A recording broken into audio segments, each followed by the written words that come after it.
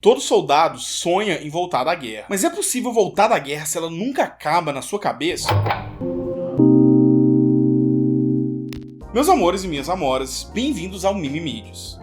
Meu nome é Tavos Mata Machado e o meu mimimi de hoje é: o transtorno de estresse pós-traumático é uma parte essencial das narrativas de guerra. Bom, você talvez não conheça o transtorno de estresse pós-traumático, ou TEPT, mas você já deve ter visto representações dele por aí. Veteranos de guerra que nos momentos mais inoportunos têm flashbacks dos piores momentos do combate, e aí começam a achar que ainda estão no front e acabam surtando. Você pode até já ter esbarrado aí com o termo em inglês para a condição, PTSD. Existem até vários memes com isso, mostrando cachorros, gatos e até Pokémon. Tem inclusive um personagem do Happy Tree Friends, aquele desenho muito doente dos anos 2000, que é baseado inteiramente num veterano sofrendo de TEPT. Tem vários outros exemplos que a gente pode citar. Pra quem já viu o primeiro filme do Rambo, deve se lembrar como que a perseguição que a polícia local empreende contra ele lembra ele do combate quando ainda estava no Vietnã. Faz ele achar que ele tá de novo enfrentando guerrilheiros vietnamitas no Sudeste Asiático. O Niko Bellic, o protagonista do GTA IV, também é assombrado pelos crimes que ele cometeu nas guerras dos Balcãs e pela perda de seus companheiros. Exemplos não faltam, mas a infeliz verdade é que muitas representações ficcionais feitas de veteranos com TEPT são simplistas e rasas, para não falar simplesmente grosseiras. O Manual de Descrições Clínicas e Diretrizes Diagnósticas do CID-10, que é o Código Internacional de Doenças catalogado pela Organização Mundial da Saúde, vai descrever a TEPT da seguinte forma: surge como uma resposta tardia a um evento ou situação estressante de natureza excepcionalmente ameaçadora ou catastrófica. Por exemplo, desastres naturais, combate, acidente sério, ser vítima de tortura, terrorismo, estupro ou outro crime. Sintomas típicos incluem episódios de repetidas revivescências do trauma sob a forma de memórias intrusas, flashbacks ou sonhos, ocorrendo uma sensação de entorpecimento e embotamento emocional, afastamento de outras pessoas, falta de responsividade ao ambiente. Raramente podem haver surtos dramáticos e agudos de pânico, medo ou agressão. Ansiedade e depressão estão comumente associadas aos sintomas e sinais acima, e ideias suicidas não são incomuns. O uso excessivo de álcool ou drogas pode ser um fator de complicação.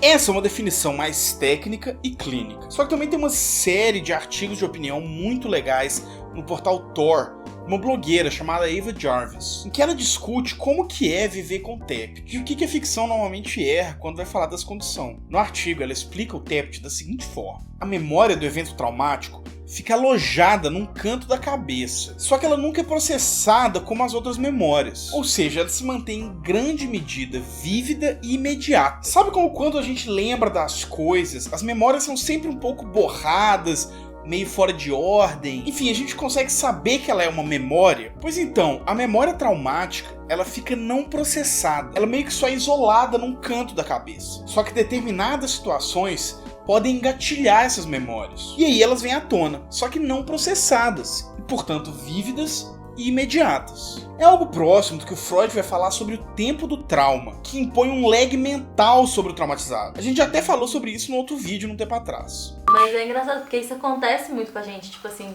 memórias que são vívidas e também que são inventadas, né? A gente não sabe se aconteceu ou se a gente inventou. Isso rola pra caramba, assim, e pro cérebro ele não distingue memória inventada de memória real. Elas, tipo assim, a galera já fez muito mapeamento sobre isso, e são as mesmas regiões do cérebro que são ativadas com as duas memórias. Fisiologicamente, uma memória inventada ou uma memória real são iguais, mas assim, as memórias de TEPT, elas são diferentes. Tipo assim, a gente não tem TEPT, a gente não sabe o que é só. Então, tipo assim, elas são mais vívidas do que essas que a gente pensa, tipo assim, reais ou não, elas são mais vívidas. E porque mesmo assim, quando a gente tem uma memória viva, uma memória falsa, a gente sabe que é uma memória. O TEPT tem esse problema, parece que é algo que se presentifica mesmo, saca? Então só pra entender que é outro tipo de memória, assim. Se a gente não tem TEPT, a gente não sabe o que é esse sentimento. Eu queria dizer que as memórias que a gente tem, elas são tão pouco vívidas, na verdade, que até coisas inventadas a gente confunde. É meio que era esse meu ponto. E eu fico pensando também, porque tipo assim, toda vez que a gente lembra de alguma coisa, a gente reconstrói essa memória e ela muda nesse processo, né? Então, quanto mais você lembra, mais a memória muda. Eu fico pensando se no caso do TEPT é isso, é o oposto, né? Então, isso é um pouco o que o Freud vai colocar. Que, na verdade, o trauma, ele é tão absurdo que o seu aparelho psíquico não consegue lidar com ele. Então quando o evento acontece, você se desliga. E aí, só que como você se desliga na hora, você não passa pelo processo de processamento da memória. E aí toda vez que ela vem à tona, como ela não foi processada e não passou, né, por esse processo de se tornar memória, ela fica real. Entendeu? Por ela não passar por esse embotamento, esse desgaste, essa coisa que a gente tem com as memórias que a gente tem, né? E aí, como você não conseguiu viver na hora, porque era demais, você vive várias vezes depois.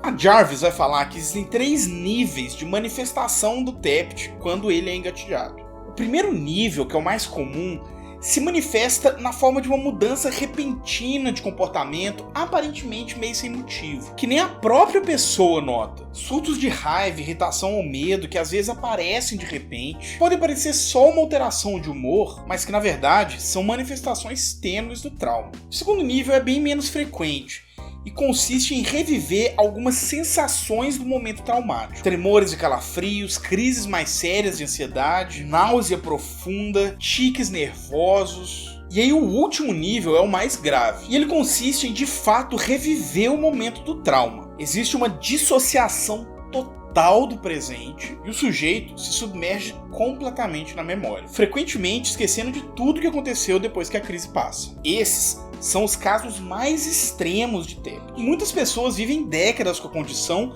sem nunca passar por uma crise dessa. Porém, esse nível mais grave e mais raro é justamente o que é mais representado na ficção. E isso é um problema muito sério, porque causa uma invisibilização da síndrome. Porque cria uma noção que se você não tem surtos profundos de flashbacks traumáticos, você não sofre de TEPT. O que leva, inclusive, vítimas da condição a nunca procurarem ajuda profissional porque não acham que estão passando por algum sofrimento psíquico. A representação errada, assim, ela é muito danosa, né? Nossa, nem fala. Porque muitas vezes as pessoas não se sentem representadas e aí isso causa quase que uma... Às vezes a pessoa acha que o que ela tem é isso, intuitivamente, mas aí ela vê na televisão de uma forma que ela começa a se questionar. E eu fico pensando isso muito com relação às mulheres e a representação nos últimos anos. Porque a gente foi de um extremo ao outro. Era tipo da pessoa completamente passiva e completamente dependente para umas mulheres extremamente fortes. E assim, muitas vezes você fica olhando e pensando, mas eu não sou tão forte assim. Tipo, eu não sou. Tipo, tudo bem, eu não sou nenhuma donzela num castelo, mas eu não sou uma guerreira, entendeu? Então, tipo, fica quase que uma sensação de fraude, sabe? Assim. Não, eu acho que isso rola muito também com depressão, saca? Porque a gente tem a representação que a gente tem de depressão, tipo, na ficção e tal, normalmente é a fossa, é a pessoa, né, completamente melancólica, destruída. Sendo que depressão normalmente é muito mais um nada, né? É tipo um desânimo, tipo uma preguiça, E aí, tipo assim, às vezes a pessoa tem depressão, mas ela não sente que ela tá o dia inteiro querendo morrer, que tá tudo assim, ela não acha que ela tem depressão. Não, e tem muito a ver com essas coisas que não são tão visuais, né? A gente tá falando de sofrimentos mentais, mas vai além. O pessoal fala que é frescura, sei lá. Isso vai pra todas as coisas, né? O que não é visível, às vezes as pessoas acham que não existe, né? Não é muito bem assim. O TEPT não é exclusivo para veteranos de guerra, é claro. A personagem Jessica Jones, da Marvel, por exemplo, é apresentada na sua série da Netflix como sofrendo da síndrome. Porém, a história da condição tem uma associação muito forte com sobreviventes de guerra, de tal forma que as vítimas de conflitos militares acabaram se tornando um pouco os exemplos clássicos do transtorno. A história diagnóstica do TEPT começa durante e após a Primeira Guerra Mundial, sendo a Primeira Guerra moderna com uma escala de destruição incomparável em relação às guerras que antecederam ela. A Primeira Guerra meio que escancarou como que alguns comportamentos de soldados, que antes eram vistos como covardia ou fraqueza, pareciam na verdade ser resultado de um processo mais sério. Num primeiro momento, o transtorno era chamado, em língua inglesa, de shell shock, algo como choque de bala, aludindo ao barulho dos tiros e dos canhões morteiros. Esse nome era porque muitos soldados voltavam da guerra manifestando os sintomas da síndrome ao menor sinal de um estouro ou um clarão, tipo fogo de artifício, cano de escapamento estourando, coisa desse tipo. No Brasil, o nome usado na época era neurose de guerra.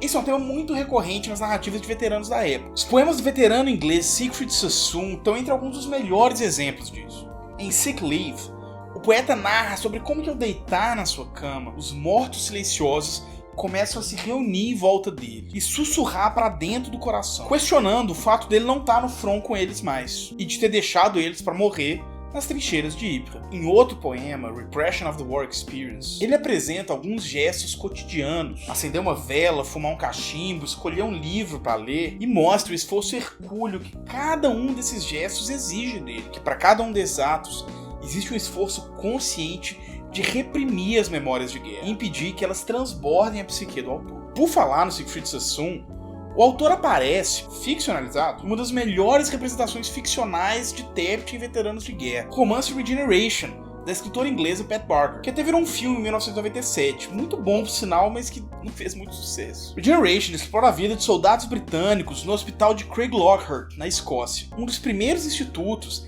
a tentar entender e tratar o fenômeno do shell shock. O Siegfried Sassoon ficou internado nesse hospital nessa época, assim como seu amigo e também famoso poeta Wilfred Owen. No livro de Barker, a vida de personagens reais como os dois poetas se mistura a personagens ficcionais pelos corredores do hospital, enquanto pacientes e médicos tentam navegar o difícil caminho do trauma e entender afinal aquele fenômeno do shell shock. Um outro exemplo legal é o documentário do John Huston, Let There Be Light, que foi feito em 1945, logo que a guerra acabou, e que acompanha a vida de alguns soldados recém-egressos do front, enquanto eles estão em um hospital se tratando das suas feridas físicas e mentais. Esse filme foi inclusive proibido de ser lançado na época, sendo acusado de ser uma propaganda antipatriótica, e só foi visto pelo grande público em 1980. Tem um outro exemplo, até relativamente recente, bastante interessante, que é o videoclipe da música Eyes of the Insane, da banda de thrash metal americana Slayer, que fala da experiência de Tept de um veterano da guerra do Iraque. Bom, deu pra perceber que o Tept é uma parte central das narrativas de guerra, né?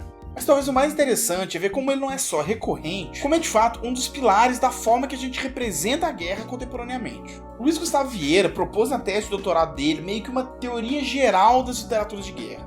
Ele faz um percurso super amplo, percorrendo 8 obras principais e mais uma cacetada de obras secundárias, traça uma trajetória das literaturas de guerra, desde a Guerra de Troia na Ilíada até romances da Guerra do Vietnã. E nesse estudo ele vai propor que a nossa forma de representar a guerra no Ocidente gira em torno de 3 conceitos principais que estão lá na Ilíada. São eles: Nostos, Kleos e Arete. Ou numa tradução meio reducionista, o retorno, a glória e a proeza. O Nostos seria tradicionalmente a trajetória de retorno ao lar do soldado, um dos grandes objetivos dos guerreiros gregos.